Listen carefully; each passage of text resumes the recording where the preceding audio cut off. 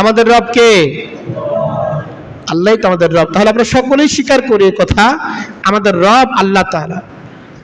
আল্লাহ বলেন যে সকল ব্যক্তিরা রব হিসেবে আল্লাহকে স্বীকার করে, সুম্মাস্তাকামু,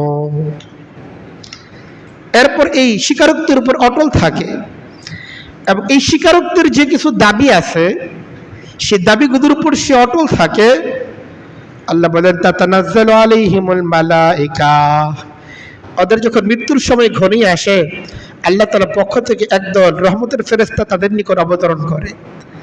তাতানাজ্জালু আলাইহিমুল মালাইকা আল্লা তাখাফু ওয়া লা তাহজানু, এই রহমতের ফেরেশতারা এসে আল্লাহ তাআলা সেই বান্দাকে বলতে থাকে আল্লাহ তাখাফু, তোমার কোনো ভয় নাই, আল্লাহ তাখাফু ওয়া লা তাহজানু, তুমি পেরেশান হয়ো না, দুশ্চিন্তাগ্রস্ত হয়ো না। তাকে এভাবে আশ্বাস দিতে থাকে, ওয়া আবশিরু বিল জান্নাতিল্লাতী কুনতুম তুআদুন, এবং তাকে বলে আবশিরু বিল জান্নাতিল্লাতী কুনতুম তুআদুন, আল্লাহর বান্দা তুমি জান্নাতের সুসংবাদ গ্রহণ করো, যে জান্নাতের ওয়াদা তোমার সাথে আল্লাহ তাআলা করেছিলেন।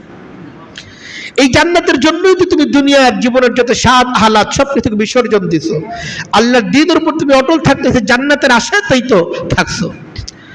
আজকে তোমার মৃত্যুর সময় ঘনিয়ে আসছে, শয়তান চেষ্টা করবে তোমাকে বেঈমান অবস্থায় তোমার মৃত্যু ঘটানোর জন্য, কিন্তু আল্লাহ তাআলার পক্ষ থেকে রহমতের ফেরেশতা আমরা চলে এসেছি, তোমার কোনো ভয় নাই, তোমার কোনো দুশ্চিন্তা নাই, আবশিরু, তুমি এখন জান্নাতের সুসংবাদ গ্রহণ করো, যে জান্নাতের ওয়াদা আল্লাহ তাআলা তোমার সাথে করেছিলেন। এজন্য যারা দুনিয়ার বুকে আল্লাহকে রব হিসেবে মানবে এবং এর উপর দৃঢ়পদ থাকবে, অটল থাকবে, আল্লাহ তাআলা তার মৃত্যুটাকে সুন্দরভাবে দিবেন, এই ব্যাপারে আল্লাহ তাআলার ওয়াদা আছে। এজন্য আল্লাহকে রব হিসেবে মানার অর্থ কি